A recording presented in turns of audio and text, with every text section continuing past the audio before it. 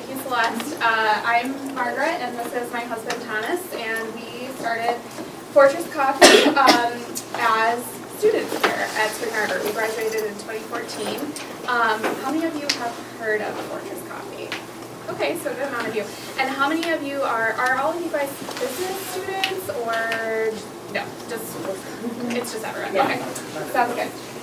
And we wanted to just kind of keep this informal today too. So I mean, we have a presentation, things that we're going to touch on, but if you guys have questions at any point or want clarification on anything, just feel free to shout it out or let us know. We want this to be a conversation, so whatever you guys want to know about business or about us, feel free to ask. So, to start the story about Fortress Coffee, we're going to kind of go through the Fortress Coffee timeline. So, in 2013, we established the Fortress Coffee name and logo here.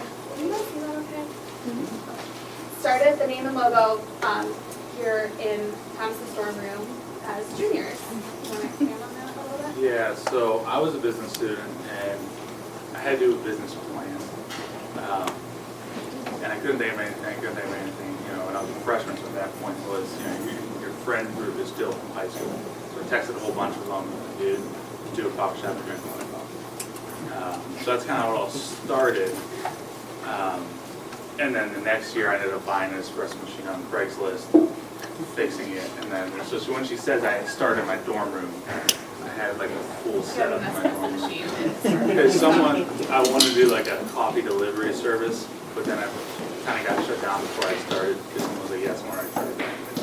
This competition with Sacred Ground. Right, so then I applied for Sacred Ground to start working. But yeah, and then so ever since then, the logo and everything has kind of just stuck, and we developed it through all the other business classes I took. And, you know, we started. During that time, you kind of honed your skills in making drinks and just like learning about the industry. So that was before we even started doing anything with roasting coffee. Right. Do you guys know what like roasting coffee is, I guess? No? Okay. I guess we should explain that. Right. So we call ourselves roasters, I guess.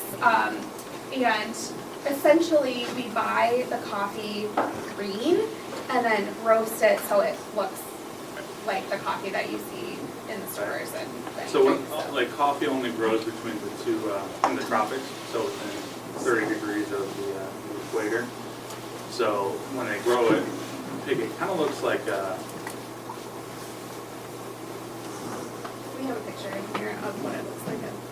green. Yeah. Okay, cool. So We'll show you.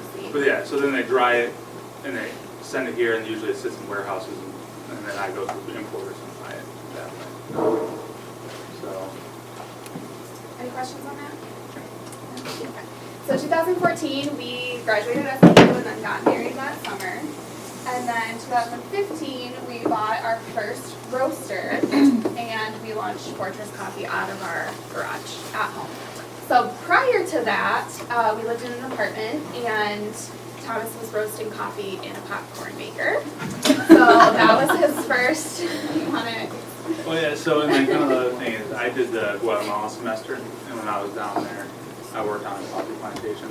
So I kind of had some experience with roasting, but never like not a whole bunch. Well, you can essentially do coffee roasting on a popcorn coffee, but it does, you don't. It's not quite the same. No, it's not quite the same, and it does.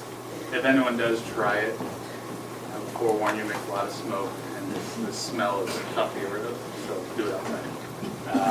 Okay. But yeah, so I started to like kind of learn doing that way, because now roasters are expensive. So we bought a small roaster, and it can do 2 pounds at a time, which is compared to. It's the smallest commercial model you can buy. Yeah. So 2016, we started selling coffee online and through different wholesale partners. So our espresso is actually here at Sacred Grounds. And then we participated in mostly the local downtown Jackson Farmers Market. Just to kind of get that awareness out a little bit more. So 2017, we moved Fortress Coffee out of our home and into a warehouse space, which was really exciting for us to just grow to a point where we could actually have a space and not have to do it out of our house anymore. And then last year, we partnered with Thomas's sister and brother-in-law to open Fortress Cafe in downtown Jefferson. Have you guys heard of it or been there? Some nods? Okay. All right, We cool. got some free drink coupons over here. Yeah, so grab that and you can come downtown and get free drinks. All right, so why did we start Fortress Coffee? Kind of like I mentioned, I've always been drinking a lot of coffee, and so the product itself kind of excited me, so therefore learning about it was pretty easy. I didn't really have to it wasn't tedious to sit down and read Roast Magazine or Barista Magazine or anything like that. It's found information interesting. And we always knew that we wanted to start our own business. Right. And we also knew that roasting coffee was a business that we could realistically start, that we could fit into our lives. So we actually both still work full-time. So this is still a side hustle for us, I guess you could say, which is part of the reason why when we decided to open the cafe, we partnered with Duncan Bone. I don't know if some of you guys know him. And he is our manager at the cafe. So it allows us to still work full-time because we really, we love our jobs and we aren't really in a position right now to be able to leave those jobs. So, and then we can still focus on the actual roasting and the production of the coffee. So what we've learned so far. So that is a picture of the coffee when it comes green before it's roasted. Number one. This one, I didn't know exactly how to write it down, but there are certain steps along the way that I was like, oh, this is going to be really easy, or oh, this is going to be really hard.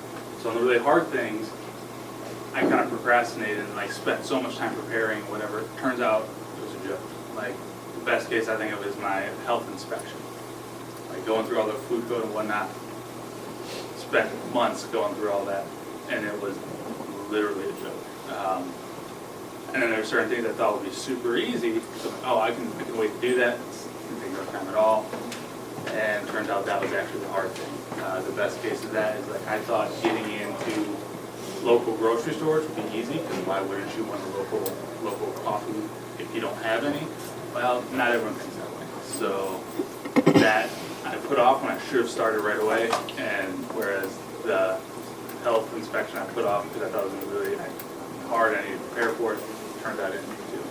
So the only way around that I've found is either find someone who's been there or just get started and at least be making phone calls up front, just so you can at least get your questions answered on what to expect. And that kind of goes into just our next point of ask the right questions or figure out where to get your questions answered from. So, and that takes a lot of networking, research, doing a lot of things on your own, talking to other people who've been there before, even talking to other business owners, whether or not you're in the same industry. I think anybody that's an entrepreneur has advice and tips that you can for sure learn from. And there's certain things online that are tough to find. If it's business planning, marketing, social, any of that stuff, a lot of people are writing articles on, so it's kind of easy to find. But health code regulations, zoning, all that kind of stuff. No one's really writing blogs on that because it's kind of tedious. So finding people who know that information is what I would say. You have to kind of go down the rabbit hole a little bit sometimes to And figure it's out. just literally finding phone numbers and calling. And it's kind of like what my boss says. So my day job's in manufacturing. He says if he could redo his life, he'd become good friends with an accountant, a lawyer, and a banker. It's like if you have those three guys on a first name basis, you can pretty much get any business question answered. I don't know how true that is, but he's been doing this for a lot longer than me. So use it or lose it. When it comes to industry knowledge in particular, or really, any kind of knowledge, I think you've experienced this with taxes, with accounting. If you're using it, you're gonna lose it. If you're not keeping up with industry trends, you're gonna get to a point where you realize that you're behind the 8 ball a little bit. So we try and make it a point to go to Coffee Fest every 2 years, right? Every year. Or 2 It's years. every year, but where it's at. So this past year it was in Indianapolis, and the year before it was in Chicago, and it's in Chicago this year. We're gonna try and go, and it's basically a coffee industry conference. So there's new trends, there's new products, there's demos, there's classes that you can take, there's business classes. It's really, really cool. So that's something that we feel like is essential to our specific industry, obviously, and just learning and always growing and figuring things out as we go, I guess. So. No, I mean, even if it's stuff you know, if you're not practicing it, after, I would say, 2-3 months, you won't be as efficient at it. So even, like, I was surprised on, like, being a barista. We opened the cafe and it had been like a year since I touched an espresso machine. You know, it comes back, but in that year, you know, you went from being very proficient to not. Yeah, so there's a lot of things I've experienced that are kind of like that. If you're not keeping up on them, you will get rusty and you will not have the skill you used to. All right, some things that we wish we knew. So, we feel that it's a myth, the quote, if you love what you do, you'll never work a day in your life. That's a huge myth. You'll work every day of your life, and probably 24/7, because there's always something to do, there's always something to be learning. Yeah, you might enjoy what you're doing a little bit more than if you were working a typical 9 to 5 that you don't really care about, but it's a ton of work. Right. So. And like a little asterisk to that, if you own a business. Like, yeah, like if you want to just do what you love and nothing else, find a job somewhere else working for someone.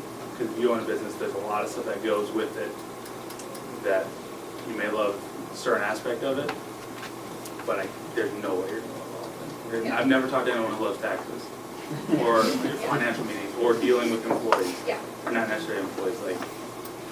Yeah, you're gonna have to do the tasks that you don't want to Yeah. do. And I think that's what a lot of people forget when they decide, oh, I'm gonna start my own business, or I'm gonna pursue my passion. That's awesome, do that, but just know and be prepared for the fact that you're not gonna wanna do taxes. You're not gonna wanna, balance your accounts or whatever. Whatever that Yeah. task is for you, you're just gonna encounter things that you are gonna have to do that you don't want to do. And you're gonna have to do a lot of things on your own at the beginning.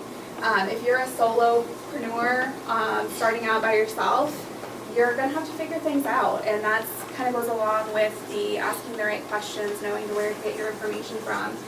You're gonna have to be prepared to learn and figure things out. Don't count on someone else doing it for you. It's gonna be all you.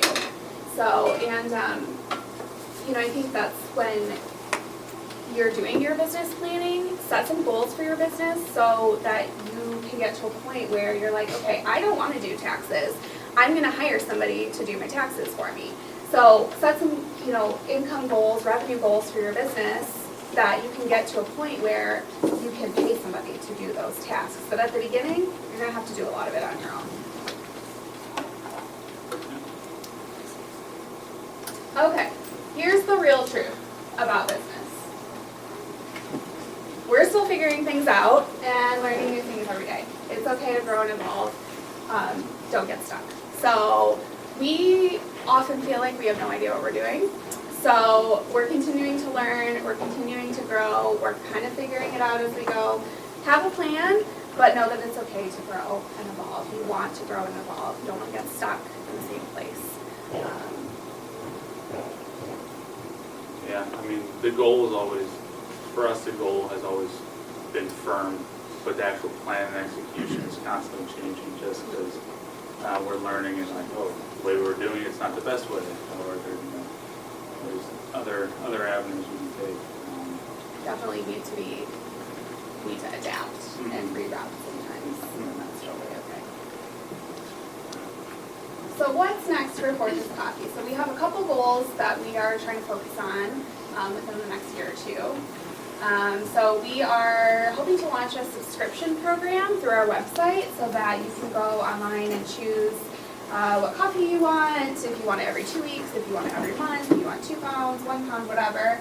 So we're in the process of getting that kind of up and running. More local brand awareness, since we do have a local shop here in Jackson, we just are trying to focus on getting more of that local word out and more of that awareness out. There's a lot of people in this town that like never go downtown and don't know anything about what's in Jackson. So there's tons of cool things happening in Jackson right now, and we are really excited to be a part of that. So just kind of more being involved in the community, getting that awareness out. And then moving toward full-time work. So like we mentioned before, we will still work full-time. So we are hoping to grow Fortress Coffee to a point where it is our solo jobs that we are both doing together. So. And then if you guys want to follow along, that's the information. Anything to add? Is any of that? No, I mean, this is kind of unrelated, but just college students in general. There's 2 things, I don't care what, if you plan on getting a job, there's 2 things you need to be able to do. Talk to people well, and learn to read a financial statement. Specifically, if you're owning your own business, like, if you can do those 2 things well, you'll go far. Specifically, like communicating with people of different backgrounds. And like I said, my day job's in manufacturing. Well, that means I'm working with a bunch of old guys in the 50s and 60s, completely different. You know, they weren't raised with technology. And then coffee is at least at cafes, usually a younger group. So Yeah, you need to be able to communicate with people across all ages and backgrounds. Yeah. And, I would say effective communication has probably been one of our biggest hindrances toward growth. And I think it's just something that, again, you kind of have to practice, and you just... Especially if you want to be in a leadership position. Yeah. That's Yeah. very... Anybody have any questions? Yes. How do you feel your full-time jobs affect your business, both positive and negative? Oh, mostly I feel like it's negative because I don't have enough time to ever do anything. But so he works in manufacturing and I work in executive recruiting, so it's completely different industries. And we kind of feel like Fortress Coffee is like, I hate to use the phrase like creative outlet, but that's why we started with the roaster first, because we knew it was something that we could do in our off time, basically. I do a vast majority of the roasting between 9 p.m. and 1 a.m. So it's like, and then I can ship it out or drop it off the next morning. So, but as far as my day, like, we both have awesome bosses. So we've learned a lot from them. Yeah. And both of them, I would say, my boss is super supportive. Both of our bosses are entrepreneurs as well. Yeah. So, yeah, and I would agree. Both of our bosses are very supportive and know that we do this on the side. And so I actually don't work quite full time. I work about 30 hours a week to be able to have the extra time to work on these other things that we also do. So, I mean, you wouldn't think that executive recruiting has anything to do with coffee or, entrepreneurship, but I learn new things every day that we can totally apply to this. So I think that's definitely a big positive. Yes? So I think the subscription thing for like sending people coffee and like having them set up their own subscription like is a really awesome, really cool next step for your guys' company. Do you guys have any like, I guess strategies for how you can project like how many people are going to want that service starting out, and like maybe a goal for what would make the manufacturing for that and all the shipping and costs and stuff like, Yeah. economically feasible for you guys? So that's the one, I was talking with our partner Duncan about this. Just in business, how do you figure out projected revenue. And especially with coffee, when you're going straight to the end user, because you never know if that one person's going to share it in that person's network. There's, another 100 coffee drinkers. So the only thing I figured out is, based off our current, like we advertise our current group, I can expect based on how many people have ordered more than once or order every month that they would do it, and then assume that, because I've had other people say, hey, I just want a subscription program. I don't want to go online and order it, which is funny to me because then they've never ordered coffee. So I've had people call and ask, like, hey, do you have a subscription program? No, okay, and then they never do anything. So I always thought that was weird. So kind of create a minimum and then prepare for the worst. And prepare for the worst is I'm not going to sleep for a week or 2 weeks or whatever. Or it could like be really big and then, yeah. Right. So I think part of it too is trial and error, which, I'm the type of person that I'm a huge planner. So risk and trial and error is very scary for me. But for example, we made our own coffee mugs, and with the intention to like sell them around the holidays, and they just didn't really do that great. And we had, how many mugs did we order? We ordered like 200. We ordered a lot. Like the minimum order was pretty big, so I think it was like 120. Something like that. And they just didn't really do that well. Well, this year we ordered travel mugs, and we put maybe like 10 or something down at the cafe, and they literally sold out in like a day or two. So, like how do you prepare for something like that, basically?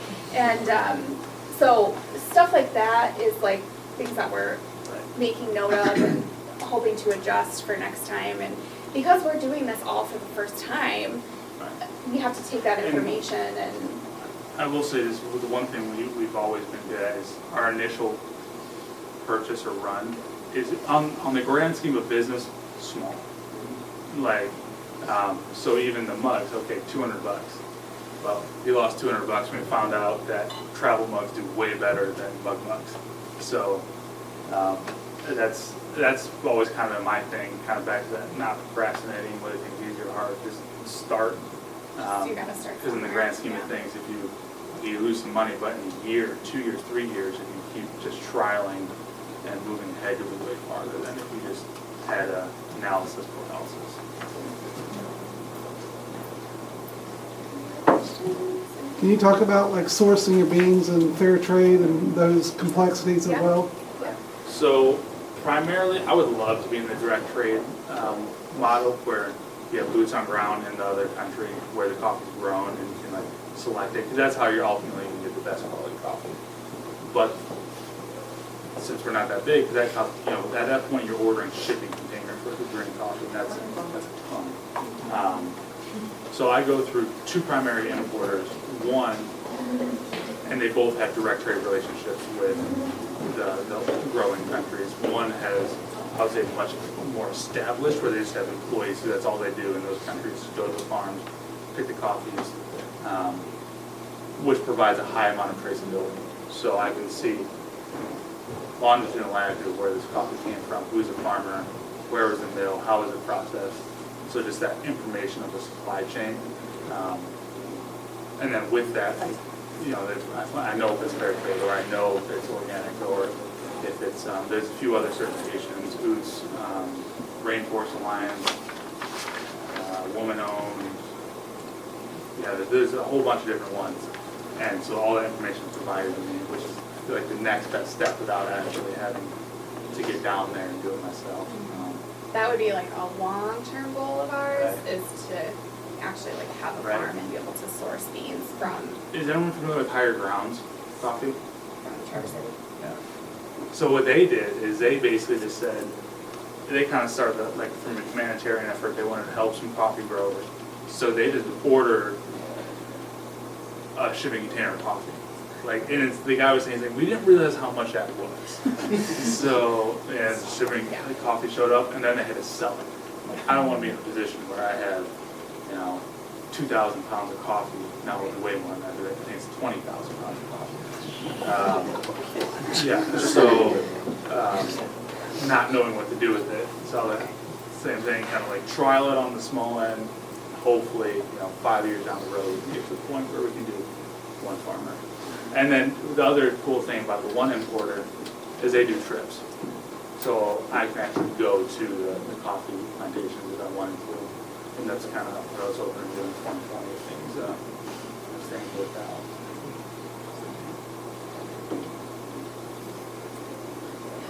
You still have plans to try to sell your coffee in like retail stores, so like Meijer, things like that? Yeah. Plans? Yeah, so we, I can say this, right? Yeah. We are in discussion with Polly's right now, Polly's Country Market, about potentially having our coffee in their grocery stores. So, and that's been one of the things that Right, I we thought thought would would be be easy, but it's been very challenging. So, we're in discussion with that, and then because we're trying to, I guess, kind of focus on more of a local area right now, that's kind of the only, I guess, the only plan for a retailer at the moment. But again, that could change and grow, so. Yeah, it wasn't like, kind of like you were saying, we kind of just grew a 5 mile radius and a 10 mile radius. And said we're going to focus on the 5 mile for 19 and 20. And then we did also do a 1 mile too, and a 1 mile was the cafe. So we started at the cafe and kind of moved some circles out. At the 10 mile, kind of pursue it lightly. 5 mile was our main goal. Which really at that point the main distributor would be Polly's and like some, I would say non-grocery stores. So like Marketplace Man is a place in the mall, they sell quite a bit. We use some private label for some other companies, so that doesn't quite count. But, We have our coffee in like a couple like gift shops and Yeah. things like that. And I'm originally from Traverse City, so I am talking to a couple people up there about just having like coffee for holiday gifts and things like that. So it's on a small scale doing those kinds of things. So.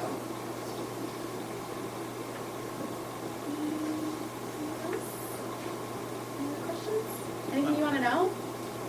Doesn't have to be coffee related. No? If you guys have more specific questions, please stick around. I know they'd love to talk with you. But I know some of you also need to head out, so feel free to do that. Thank you guys so much for coming. This has been great.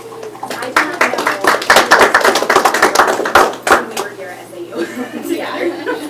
That's fantastic. But yeah, they're being modest. They're both fantastic entrepreneurs, and Margaret has another business that she does, and so they have a lot of insight to share if you want to stick around and keep chatting with them. But please come back next week for Dollars and Donuts and the week after, and then that will be the rest of our series. Oh, we do have a few samples too. So first come, first serve. We only have like 12 of them. So if you want a sample, And get your then booty up here. the 3 coupons. Some of them are not, some of them are not. And then if you have other questions or things that you think of, just feel free to email us too. So it's coffee@gmail.com.